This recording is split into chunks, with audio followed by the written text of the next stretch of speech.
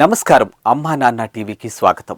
శివుడు బోలాశంకరుడు త్రికర్ణ శుద్ధితో సేవ చేస్తే త్రినేత్రుడు కరుణిస్తాడు.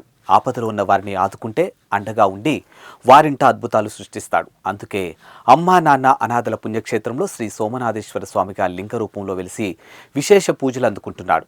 ఇక పరమేశ్వరుడు మానవతామూర్తుల రూపంలో ఇక్కడికి వచ్చి వారి ఆకలి దప్పులు తీర్చి వారి మనోభిష్టాలు నెరవేర్చుతూ ఉన్నాడు. నా దేశం కోసం నేను నా వంతు బాధ్యత నిర్వహిస్తున్నానంటూ రక్షణాలయంలో జీవిస్తున్న నా అంటూ ఎవరు లేని అనాథలను ఆదుకుని దేశ సేవలో దీనుల సేవలో తరిస్తూ ఉన్నారు.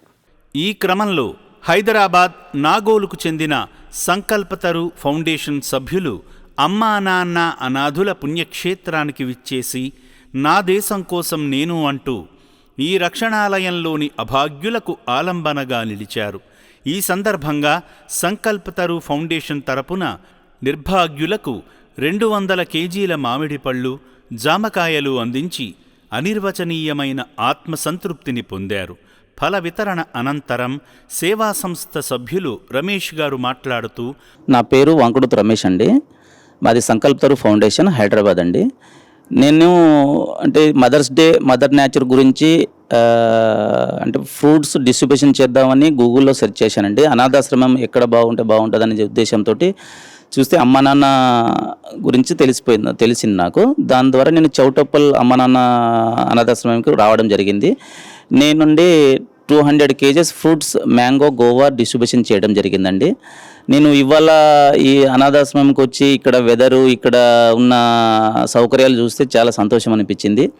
నేను 200 మెంబర్స్కి నేను ఫ్రూట్స్ డిస్ట్రిబ్యూషన్ చేయడం జరిగింది. ఈరోజు చాలా సంతోషకరమైన విషయం అండి. నన్ను చూస్తే అనాథాలను చూస్తే చాలా ఇంకా చేయాలి, ఇంకా ఏదో ఒక వీళ్ళకి సాయం చేస్తే బాగుంటుందనే ఉద్దేశంతో ఈ ట్రస్ట్ నడిపిస్తున్న ఫౌండర్ గారికి చాలా కృతజ్ఞతలు అండి. చాలా సౌకర్యకరంగా ఉంది ఇక్కడ. ఓకే, థ్యాంక్ యూ అండి. సంకల్పతరు ఫౌండేషన్ మరింత అభివృద్ధి చెంది పేదల, అనాథుల, దీనుల సేవలు తరించాలని అమ్మా నాన్న అనాథుల పుణ్యక్షేత్రం శ్రీ సోమనాథేశ్వరుణ్ణి వేడుకుంటోంది. దిక్కులేని దీనులను చేరదీసి వారికి పునర్జన్మనిస్తున్న ఈ సేవాశ్రమం అనాథుల పాలిట కల్పతరువుగా వెలుగొందుతుందంటే దయగల దాతలైన మీ చలువే కదా. మీ చల్లని చూపులు ఈ నిర్భాగ్యులపై ఉండబట్టే ఈ రక్షణాలయంలో ప్రశాంత జీవనం కొనసాగిస్తూ ఉన్నారు. ఈ పుణ్య ప్రదేశంలోని ప్రతిష్ఠించిన మహిమాన్విత శ్రీ సోమనాథేశ్వర లింగానికి జలాభిషేకం చేసి గోత్రనామాలతో అర్చనలు చేయించుకొని ఈ అభాగ్యులకు తోచిన సాయం చేస్తున్న మనసున్న మహారాజులందరినీ ఆ పరమేశ్వరుడు సదా రక్షిస్తాడు.